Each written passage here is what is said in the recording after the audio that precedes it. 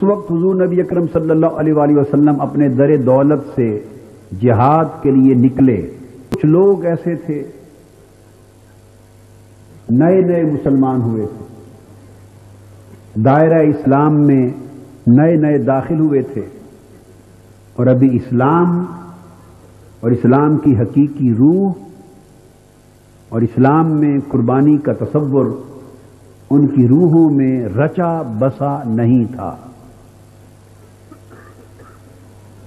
ابھی اسلام ان کی روحوں میں خوب جاگزی نہیں ہوا تھا، بس وہ ہلکا بگوش اسلام ہوئے ہی تھے۔ شہادت گاہ الفت میں ابھی انہوں نے قدم نہیں رکھا تھا۔ انہوں نے جب دیکھا کہ یہ تو اسلام میں داخل ہوتے ہی جنگ کا سامنا کرنا پڑا، اور ابھی ہم غزوہ بدر کے لیے جا رہے ہیں، اور حالات یہ ہیں کہ ہمارے پاس اسلحہ کم ہے، فوجی کم ہیں، عددی قوت کم ہے، وسائل کم ہیں، سامان حرب کم ہے،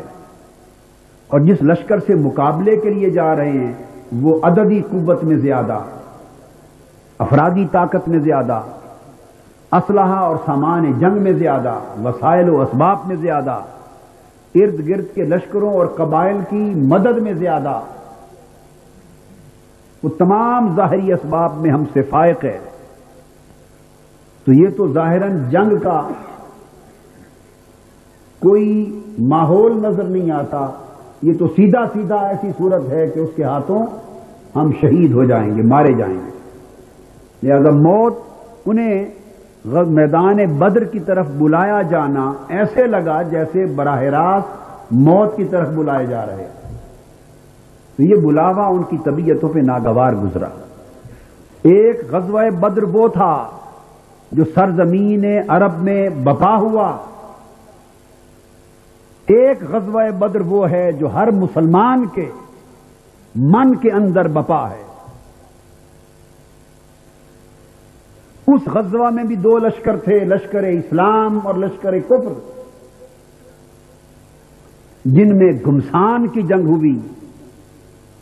اور جو غزوہ بدر ہمارے من کے اندر بپا ہے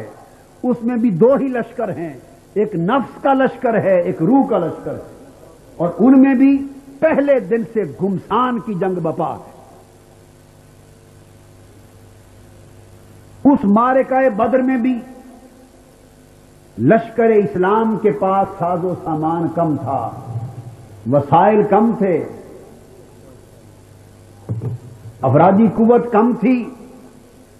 اور لشکر کفر افرادی قوت اور سامان حرب کے اعتبار سے بڑا مضبوط اور طاقتور تھا۔ دیکھنے میں لشکر اسلام کا کوئی مقابلہ لشکر کفر کے ساتھ نہ تھا، اور ہمارے باطن میں جو غزوہ بدر بپا ہے اس میں بھی روح کا لشکر قوت میں کمزور ہے، وسائل میں کمزور ہے، رغبتوں میں کمزور ہے، سامان حرب میں کمزور ہے، اور نفس کا باطل لشکر اس کے پاس سامان بھی زیادہ ہے،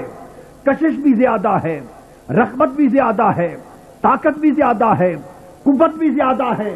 تائید بھی زیادہ ہے۔ معرکہ بدر ہر مومن کے باطن میں بپا ہے، نفس کا لشکر مضبوط ہے، روح کا لشکر کمزور ہے، گمسان کی جنگ ہے، روح اپنے آپ کو پردیس میں محسوس کرتی ہے،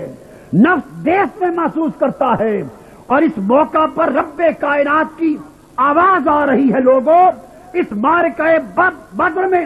کون ہے جو روح کے لشکر میں شامل ہو جائے؟